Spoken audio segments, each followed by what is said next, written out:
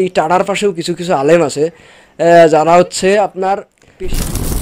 আসসালামু আলাইকুম বন্ধুরা, আশা করি সবাই সুস্থ আছেন, ভালো আছেন। আজকে আমি একটা গুরুত্বপূর্ণ বিষয় নিয়ে আলোচনা করব যে টাটা মেমোরিয়ালে যারা প্রথম যান, যে লম্বা সিরিয়ালগুলো পেয়ে যান, আপনারা কি টেস্টগুলো বাইরে করাবেন কিনা। আমার যারা ভিউয়ার্স থাকে তারা কিন্তু ফোন করে যে ভাই আমার তো পেট সিটিতে একটু এক সপ্তাহ লেগে যাচ্ছে, তো এখানে খরচও বেশি তুলনামূলক, তো আমি কি বাইরে করাবো কিনা। বাইরে আমার 10,000 14,000 ভিতর হয়ে যাচ্ছে। তো আমার কথা হচ্ছে একটাই, এটা এলাউই করবেন না প্রথম পর্যায়ের পেশেন্টগুলো। অন্তত আমার কথাটা শুনবেন, আমি কি বলতেছি, সবাই নেবেন না কথাটা। প্রথম যারা যাচ্ছেন টাটাতে তারা কখনোই বাইরের টেস্ট এলাও করবেন না। এর কারণ কি, দেখেন আপনি টাটাতে যাচ্ছেন টাটার রিভিউ দেখে, আপনি কিন্তু আশেপাশের রিভিউ দেখতেছেন না। টাটা মেমোরিয়ালে, এর সাথে অন্য কারোর তুলনা হয় না। ঠিক আছে, আমি এটা বলতেছি না বাইরের টেস্টগুলো খারাপ, তবে যেহেতু প্রথম যাচ্ছেন ডিসকাউন্ট দেখে আপনারা কখনোই বাইরে যাবেন না, এটা মাথায় রাখবেন। আর এখন আরও একটা কথা বলি, সেটা হচ্ছে কেউ নিজের গায়ে দোষটা টেনে নেবেন না।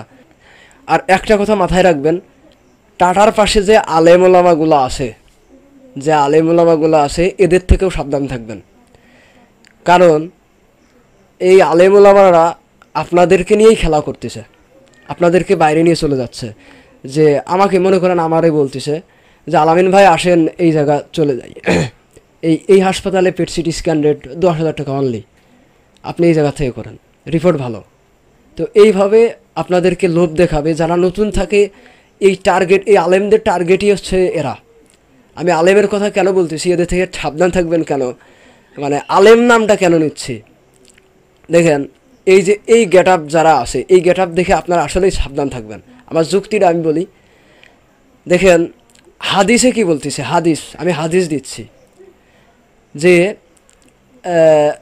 আল্লাহ এক সময় মানে আলেমদেরকে দিয়ে জাহান্নাম উদ্বোধন করবে। এটা কিন্তু সহিহ হাদিস। আলেমদের দিয়ে জাহান্নাম উদ্বোধন করবে। এখন উদ্বোধন যে কোনো অনুষ্ঠান আমরা কাদের দিয়ে করি, ধরেন আমাদের একটা স্পোর্টস হবে, স্কুল পর্যায়ের একটা স্পোর্টস, আমরা কিন্তু আমাদের জেলার এমপিকে নিয়ে আসি এই অনুষ্ঠানটা উদ্বোধন করার জন্য। সে অনেক ভিআইপি আমাদের কাছে, এই জন্যই কিন্তু আমরা এমপিকে নিয়ে আসি।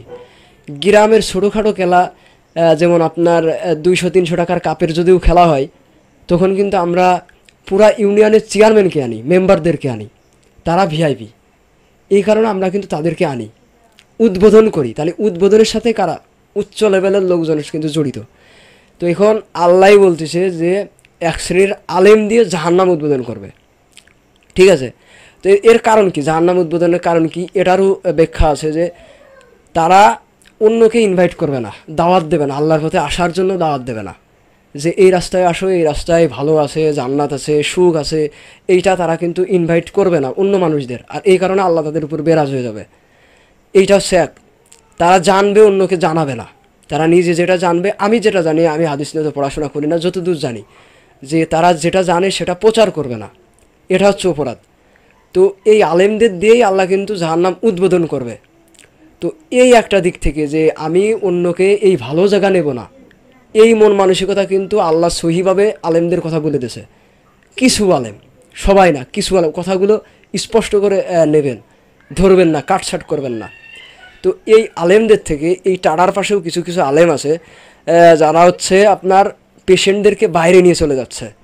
এটা তাদের স্বার্থ আছে, ওই হাসপাতাল থেকে তারা কমিশন নেবে, বিভিন্নভাবে টাকা নেবে, এইভাবে কিন্তু তারা নিয়ে নেবে। বলবে যে ভাই টাকা পয়সা নেই, আপনার 28,000 থেকে এখানে হচ্ছে 10,000, আপনার তো সেভ হয়ে যাচ্ছে।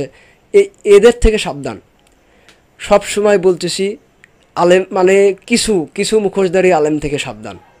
এরা খুব ভয়ঙ্কর, এদের কথা হাদিসেও বলে দিয়েছে আল্লাহ, যে এরা নিজের স্বার্থ কিন্তু বোঝে। এটা আমার কথা না, মানে আমার যেটা আমি হাদিসটা পড়ে বুঝলাম, যতটুকু আলেমদের আলোচনা শুনে বুঝলাম, আমি এতটুকু রিসিভ করলাম, এর মূল কথাটা আমি এতটুকু নিছি। এর ভিতরে যদি আমার জানার ভুল হয়ে থাকে তাহলে আল্লাহ যেন আমাকে সঠিকটা জানার তৌফিক দান করে। তবে আপনারা কিন্তু সাবধান থাকেন, পেশেন্টদেরকে প্রচুর নিয়ে যাচ্ছে বাইরে, আমাদের কাছে রিভিউ আছে।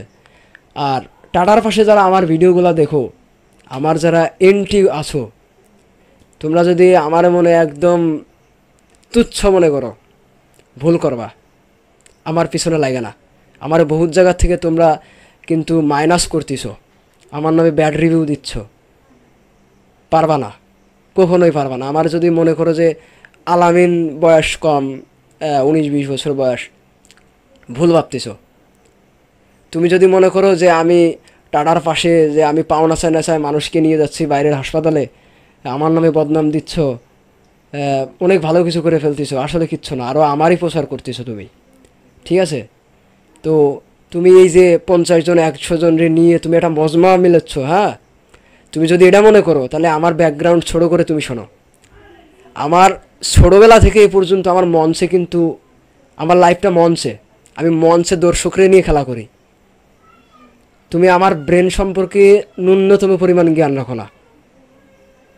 আমি সবসময় মঞ্চে থাকি, ঠিক আছে? আমার আশেপাশে হাজার হাজার মানুষ থাকে আমার সামনে, এতটুক মাথায় রাখো। আমার জেলা মাগুরা, আমার আমার সম্পর্কে একটু রিভিউ নিয়ে দেখো। তোমার তো লোকজন আছে আমি জানি, তুমি একটু নিয়ে দেখো, আমি মঞ্চে অভিনয় করি। তুমি আমার ব্রেন নিয়ে, আমি ছোটো মানুষ হলেও তুমি যদি মনে করো যে আলামিন তুচ্ছ, ফু মারলে চলে যাবে, অতটা সহজ না। এখনও সময় আছে, আমারে নিয়ে সমালোচনা বাদ দাও, ঠিক আছে? আর তুমি যে এটা আমার বিরুদ্ধে যে কাজগুলো করতেছো, মিথ্যা অপবাদ, ছোট্ট একটা মানে, আমি শুধু অপেক্ষায় আছি যে কোনো প্রমাণ আমার হাতে আসে কি না। শুধু একটা প্রমাণ যদি আমার হাতে আসে, তুমি বুঝে যাবা যে আলামিন কী জিনিস। সাবধান থাকো, তোমার এতটুকু বলতেছি, সাবধান থাকো। তুমি টাটার পাশে ঠ্যাং দাফাচ্ছ, মানে পেশেন্টদের সামনে পেশেন্টগুলো নিয়ে যাচ্ছ, এটা তুমি ঠিক করতেছো না। শুধু প্রমাণের অপেক্ষায় আছি, শুধু প্রমাণ যদি আমি পাই, তোমার ওই ঠ্যাং দাফানো মানে এটা বেরোয় যাবে, তুমি এতটুকু শিওর থাকো। আমার জেলা মাগুর, আমি বারবার বলতেছি আমার জেলা মাগুর, আমার লাইফটাই মঞ্চে কাটিছে।